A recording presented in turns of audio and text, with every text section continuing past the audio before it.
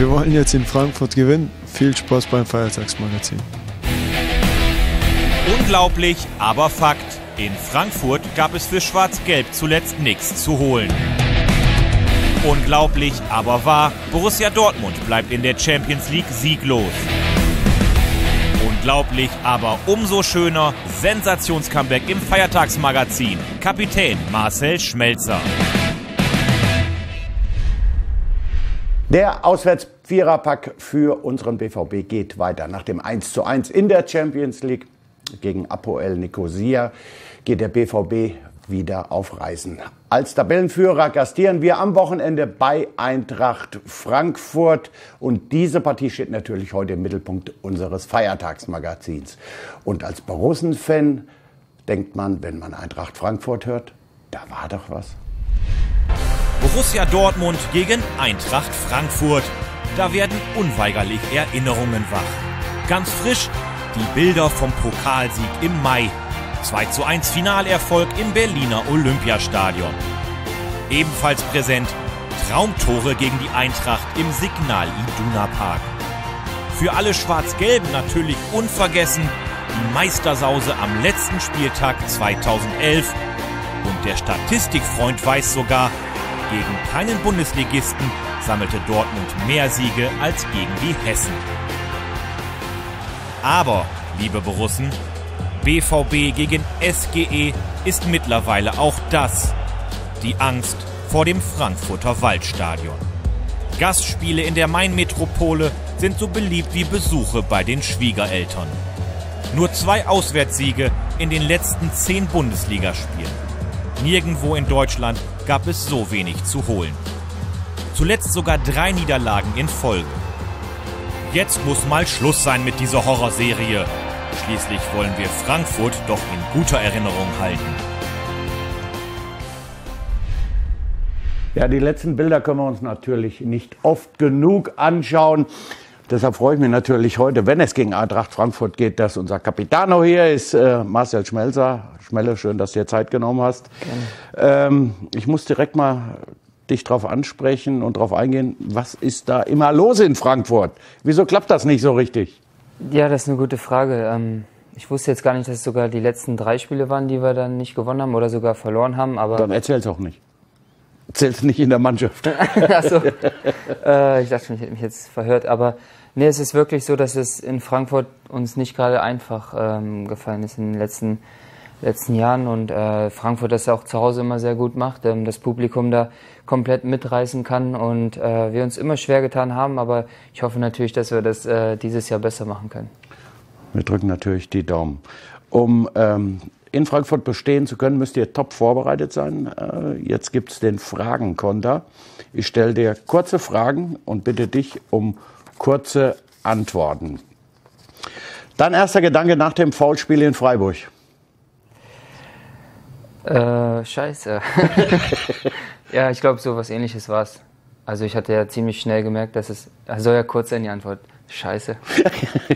Während deiner Verletzung hast du dir womit am liebsten die Zeit vertrieben? Mit Spazieren gehen. Oh, schön. Individualtraining ohne die Teamkollegen. Was vermisst du dabei am meisten? Den Ball. Vervollständige bitte, die Rückkehr ins Mannschaftstraining ist? Ein schönes Gefühl. Und Marcel Schmelzer bleibt den Rest der Saison verletzungsfrei, weil? Ich jetzt schon 2-mal verletzt war und das jetzt reicht für eine Saison. Das ist einfach, du bist durch soweit. Ja, ne? Ich hab's hinter mir. Das wäre dir auf jeden Fall zu wünschen. Also das ganz nett, wichtig.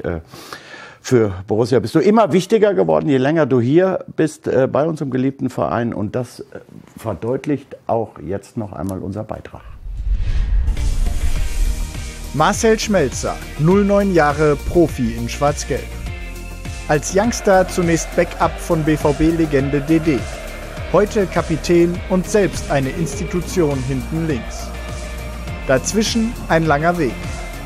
Mit Glücksmomenten und Verletzungspech. Mit Platzverweis und Torerfolg. Vor allem mit jeder Menge Leidenschaft und Einsatzwille. 2-mal Deutscher Meister, 2-mal Pokalsieger. aber immer noch hungrig nach mehr Erfolgen mit dem BVB. Marcel Schmelzer, vom Koffer zum Titelträger in Schwarz-Gelb. Sehr schön. Letzte Bild war sehr schön, ne? Ja, da waren ein paar coole Bilder dabei. Also das aus meiner ersten Saison, das braucht kein Mensch mehr sehen, aber sonst... Man müsste die vielleicht, die Autogramme, noch schneller laufen lassen. Da wird man die Entwicklung genau sehen. Ja, wir haben ja noch ein paar Jahre hoffentlich vor uns, dann kann man das ein bisschen hintereinander Du kommst ja auch noch öfter. Da werden wir noch ein paar dran machen. Zunächst freuen wir uns natürlich erst einmal, dass du wieder dabei bist, dass du wieder spielen kannst. Damit hast du uns ja auch alle so ein bisschen überrascht, muss ich ganz offen und ehrlich sagen. Erzähl mal, warum ging es denn jetzt doch so schnell, dass du wieder in Nicosia spielen konntest? Ja, das ist echt eine gute Frage. Also mir wurde eigentlich gesagt, dass es beim zweiten Mal, gerade wenn es in so kurzer Zeit passiert, ein bisschen länger dauert als beim ersten Mal. Aber das war eigentlich gar nicht so, sondern ich habe mich viel besser oder viel schneller, viel besser gefühlt als bei der ersten Verletzung und war schon eine Woche jetzt vorher dran, als eigentlich geplant war. Und dass es jetzt in Nicosia schon so weit war, ist natürlich auch dem geschuldet, dass wir auch sehr viele Verletzte haben, halt sehr viele Spieler, die auch schon viele Minuten in den Beinen haben. Und deswegen haben wir die Chance jetzt genutzt und es hat toi toi toi alles gut geklappt. Also von meiner Seite, mit dem Ergebnis natürlich nicht so wirklich, aber für mich war es gesundheitlich alles okay. Spiel ist ein bisschen her, Belastung gut weggesteckt? Ja, ist natürlich nach jetzt beiden Verletzungen nach 3 Monaten ist es natürlich so, dass man das am nächsten Morgen dann schon anders merkt, als wenn man komplett im Saft ist. Aber genau dafür ist es ja da, jetzt über die Spiele in den englischen Wochen auch das zurückzuholen, was man verpasst hat. Wir haben uns die Entwicklung angeschaut, von dir bis hin zum Kapitän. Jetzt stehst du in einer Reihe mit Aki Schmidt, Michael Zorc, Sebastian Kehl. Was bedeutet dir das Amt des Kapitäns bei Borussia Dortmund, bei so einem großen Verein? Ja, das ist natürlich eine riesengroße Ehre für mich. Das ist ganz klar.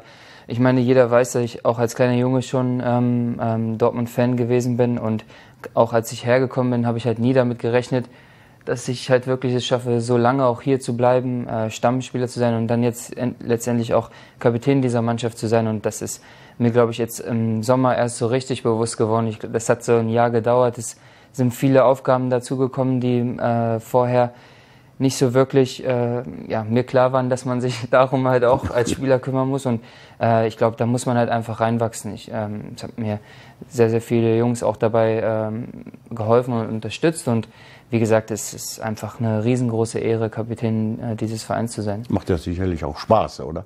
Ja, klar. Es gibt, es ist doch schon was Besonderes, wenn man das am Arm hat, ne? Ja, doch.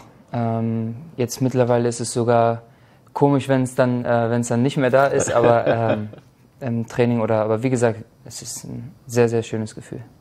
Jetzt sind wir in der Champions League weiter sieglos. Die Niederlage gegen Leipzig, bist du jetzt als Kapitän gefordert? Macht ihr das zusammen? Sprecht ihr mit jungen Spielern? Sprecht ihr im Team? Ja, natürlich. Aber man darf jetzt das Ganze auch nicht zu hoch an die große Glocke hängen, weil ich denke, das sind auch 2 unterschiedliche Wettbewerbe gewesen. Leipzig kann halt immer mal passieren. Es ist halt einfach doof, dass wir genau gegen diese Mannschaft auch zu Hause unsere Serie kaputt machen lassen haben. Und aber jetzt Nicosia war ein anderer Wettbewerb. Da dürfen wir uns jetzt nicht zu sehr von draußen auch reinreden lassen, dass wir in einer sogenannten Krise oder sowas wären, sondern in der Bundesliga stehen wir immer noch gut da.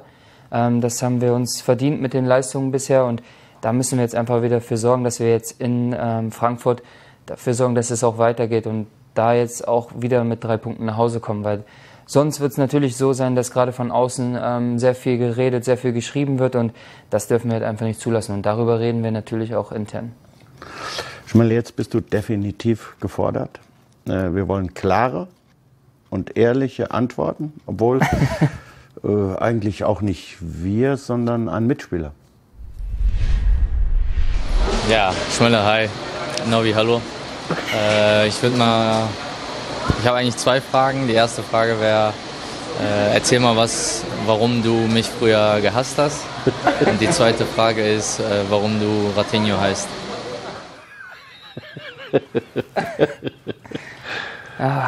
Ehrliche Antworten wolltest du haben. Man muss dazu sagen, dass ihr ja inzwischen mehr als sehr gut befreundet seid, ne? Ja, absolut, ja.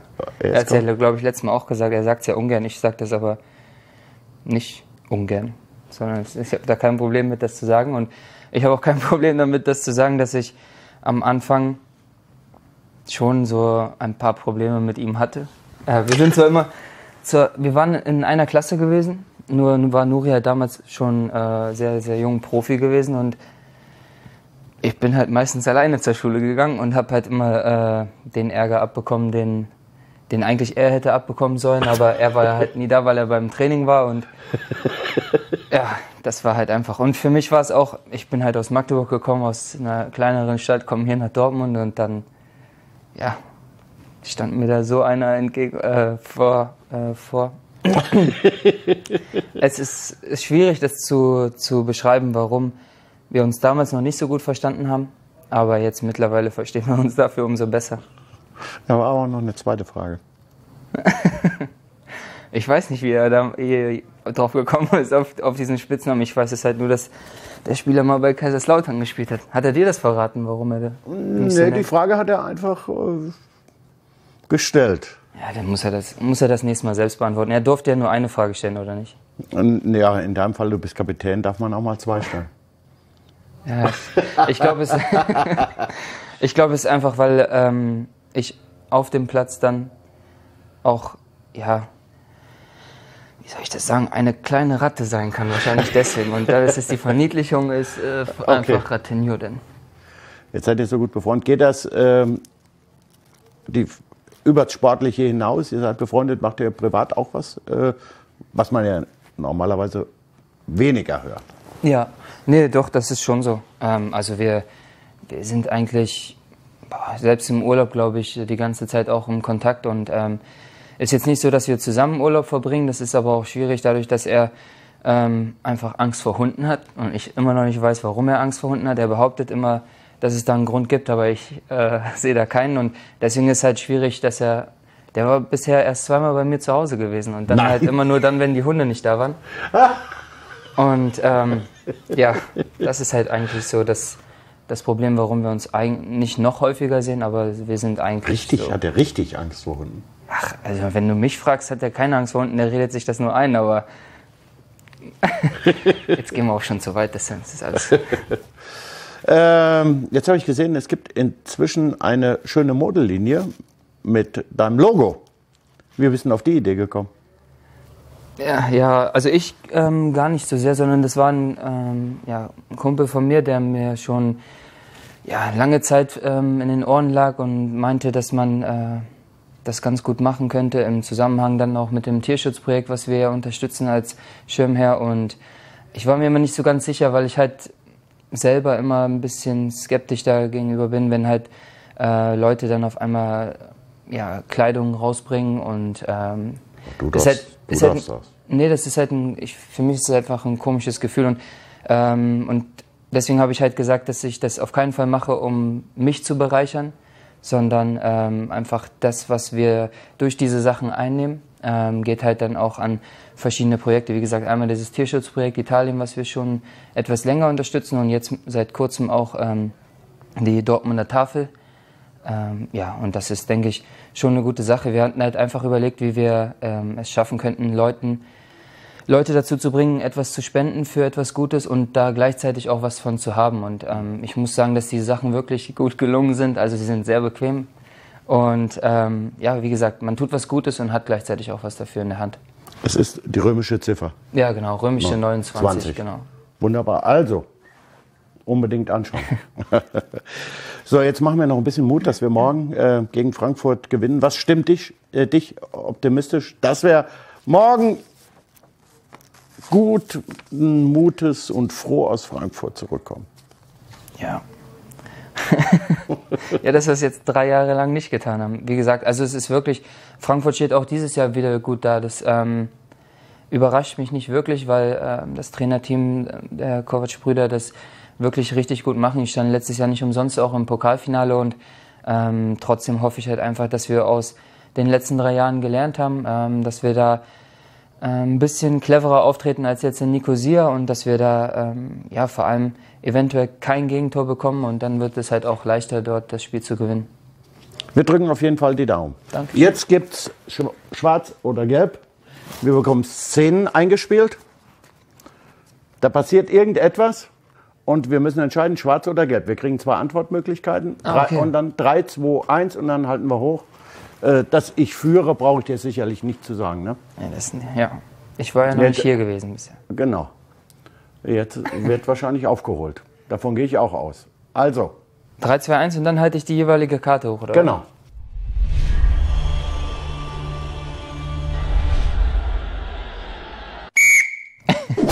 Oh.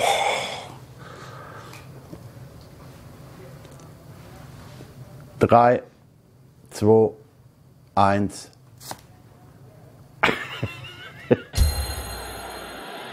Abpraller Kopfball eigentlich. Oh.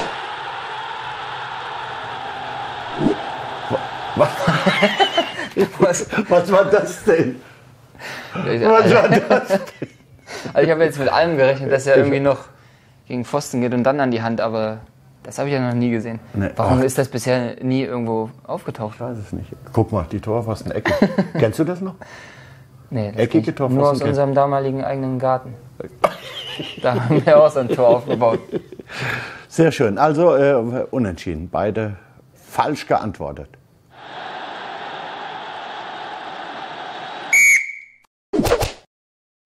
Kopfschmerzen für Körbel. Warte mal, wo ist denn Charlie? Da. Platzwunde für Pahl. 3, 2, 1.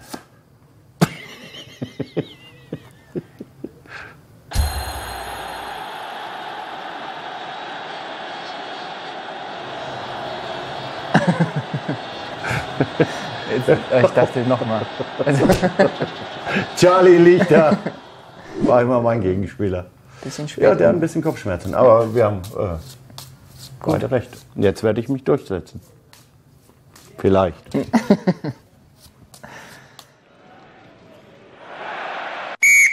Oh. Fliegender Spieler, fliegender Schuh. Ich muss Risiko gehen, sonst gewinne ich das nicht. 3, 2, 1. Ah, einer gewinnt.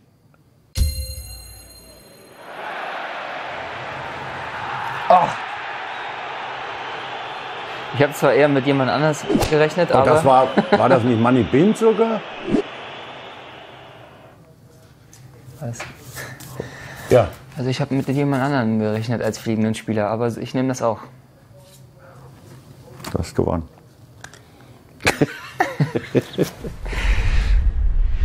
Ja, wir schauen mal auf den Zwischenstand. Die Jungs haben ein bisschen aufgeholt. 15:13 führe ich aber immer noch. Schmelle konnte nur einen Punkt gut machen, aber nichtsdestotrotz. Glückwunsch. Danke dir. Mir reicht das. Das direkte Duell gegen dich reicht mir. Wir machen jetzt immer ein Foto. Und die Collage, das gibt dann eine Collage und die versteigern wir zum Habe ich Ende glaube ich des schon Jahres. gesehen, da strecken die meisten immer ihre Zunge raus. Ja, ne? das Ich machen mache wir das aber nicht. Nee, wir nicht. Wir gucken einfach so müssten wir drin sein. So. Das Bild braucht natürlich einen kleinen Moment. Bis dahin, apropos Moment, schauen wir uns den zweiten Opel-Moment einmal an. 2 glückliche Gewinner dürfen ihre Treffsicherheit gegen einen BVB-Profi im Opel Speed Goal unter Beweis stellen. Was das ist? Ganz einfach. Eine Torwand, 2 Spieler, 4 Löcher, 10 Bälle. Und das alles in einem Metallkäfig. Wer trifft am besten und bringt all seine Bälle auf die Seite des Gegners? Wenn ihr glaubt, diese Challenge gewachsen zu sein, dann bewerbt euch unter www.bvb.de/Opel-Momente. Vielleicht tretet ihr ja gegen Schmelle an. Mal schauen. Jetzt schauen wir uns das Bild mal an. Schmelle, ich bitte dich zu unterschreiben. Der eine oder andere hat schon durchs Gesicht geschrieben. Das machst du bitte nicht. Nee. Kann ich hier bei dir unterschreiben oder soll ich Mein über meinem- Gesicht kannst du zumalen. Nein. Dann unterschreibe ich hier oben. Sehr schön. Ja, Schmelle, das war's schon wieder heute vom Feiertagsmagazin. Schön, dass du dir Zeit genommen hast. Sehr gerne. Wir glauben dir ja, dass ihr irgendwas mitbringt, weil wenn der Kapitän nur sagt, wir reisen was, dann reisen wir auch was. Ihr zu Hause drückt die Daumen. Bleib vor allen Dingen gesund. Danke, schön, dass du hier warst. Schmelle, macht's gut. Ciao, Novi. Wir sehen uns bald wieder. Tschüss, macht's gut.